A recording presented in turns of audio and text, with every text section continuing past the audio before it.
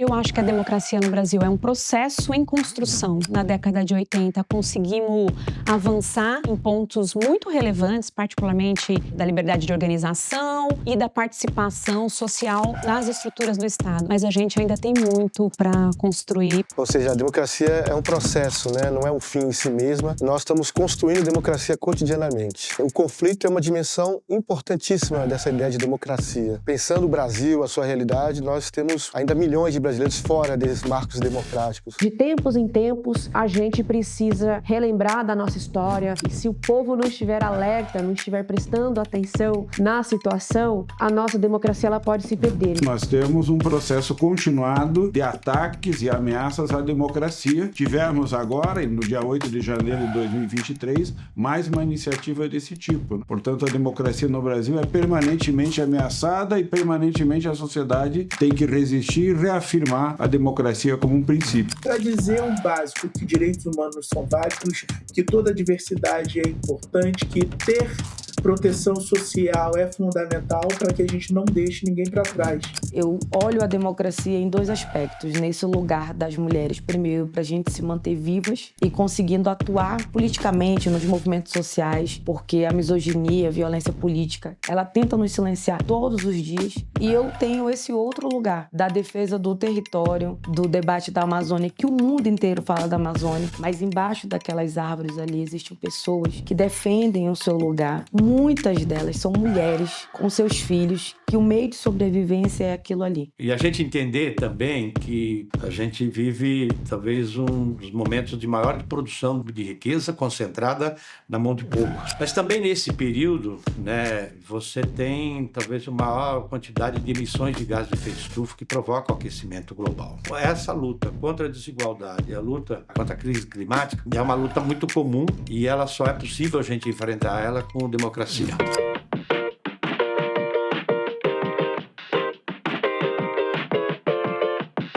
Organizações como a FES são essenciais para o processo de conformação de uma nova ideia sobre a democracia em si, juntando diversas opiniões e conformando um sentido comum para as lutas que se envolvem em torno dessa mesma democracia. Eu integrei durante um período o grupo de reflexão sobre conjuntura internacional a partir de um desdobramento de uma ação da FES e fui intercambista num processo que juntou jovens militantes partidários, tanto do Partido dos Trabalhadores quanto da SPD alemão. Isso em Berlim. Para mim, isso é fundamental, ter uma organização que tem o internacionalismo, né, como seu DNA, né, como a sua marca principal. A FES é uma entidade alemã de extrema solidariedade com as populações, com os movimentos sociais, com os movimentos sindicais. Importante, primeiro, pelo apoio direto que a Fundação sempre deu às lutas no movimento social, do movimento popular, do movimento sindical, também da organização partidária, e pela cooperação internacional que ela permite desenvolver. Tem uma especificidade muito grande da FES, não só participa como financiadora, mas ela participa efetivamente dos movimentos. Isso é muito importante.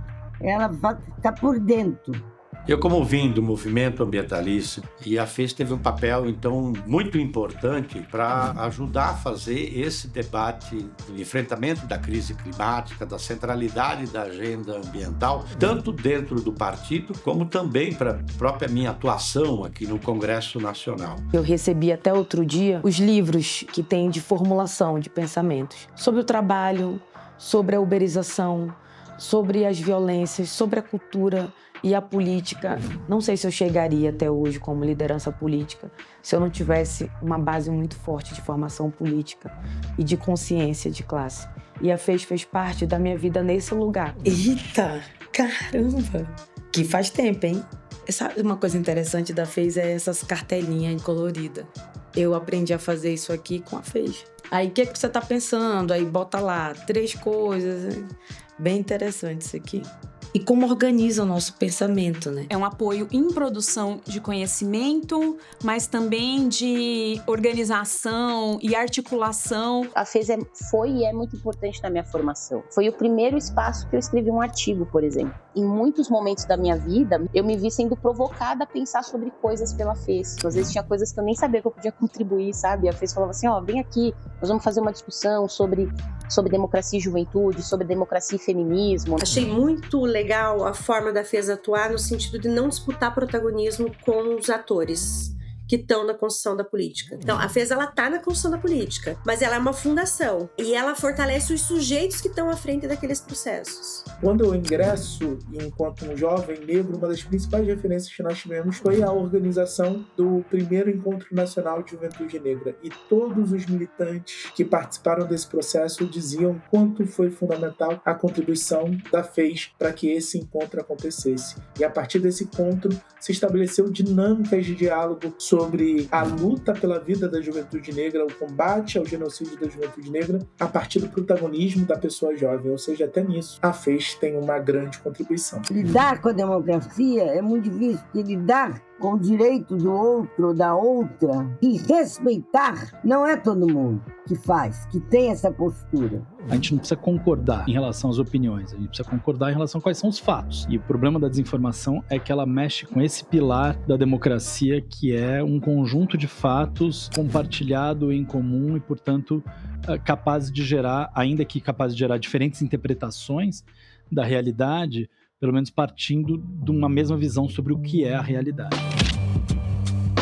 Que foto bacana. Gosto muito dessas fotos de Brasília e com muita bandeira diferente, dessa representação e da unidade de um conjunto de movimentos sociais e sindicais no Brasil. Essa foto diz muito sobre a capacidade de organização do povo brasileiro, né? Estamos falando aqui do comício da Sé, quando o povo passa a tomar as ruas de volta, ou seja, reocupa aquilo que é seu, decreta de forma política e ontológica o início de um novo capítulo da democracia brasileira. Eu estou no meio dessa multidão aqui.